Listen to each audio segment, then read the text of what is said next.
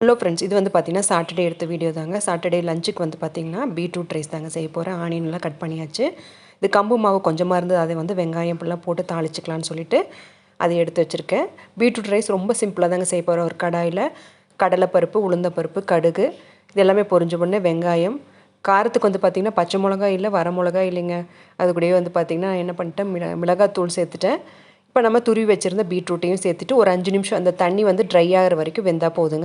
ரைஸை வந்துட்டு நம்ம இதில் மிக்ஸ் பண்ணி விட்டுட்டோன்னா பீட்ரூட் ரைஸ் ரெடி ஆகிடுச்சு. நேற்று செஞ்ச இட்லியுமே வந்து பார்த்திங்கன்னா உப்புமா செஞ்சாச்சுங்க. இந்த மிச்ச மீதியெல்லாம் காலி பண்ணிட்டேன். கம்பு தோசையும் வந்து பார்த்திங்கன்னா வெங்காயம் எல்லாம் தாளித்து கொட்டியாச்சு. கம்பு தோசையை வந்து பார்த்திங்கன்னா இருக்கிற மாவு தீத்தாச்சுங்க. இது கூட வந்து பார்த்திங்கன்னா பீட்ரூட் ரைஸுக்கு வந்து சைட் டிஷ் வந்து பார்த்திங்கன்னா அப்பளமும் தயிர் பச்சடியும் தாங்க. தயிர் பச்சடினா இந்த வெங்காயம், பச்சை மிளகா, கருவேப்பிலையெல்லாம் எண்ணெயில் தாளித்து அப்படி கொட்டியிருக்கேன். ஸ்நாக்ஸுக்கு பார்த்திங்கன்னா நட்ஸு, ட்ரை ஃப்ரூட்ஸ் வச்சுருக்கேன். அவ்வளோதாங்க ஃப்ரெண்ட்ஸ், இன்றைக்கி லஞ்ச் மெனு. தேங்க்ஸ் ஃபார் வாட்சிங்.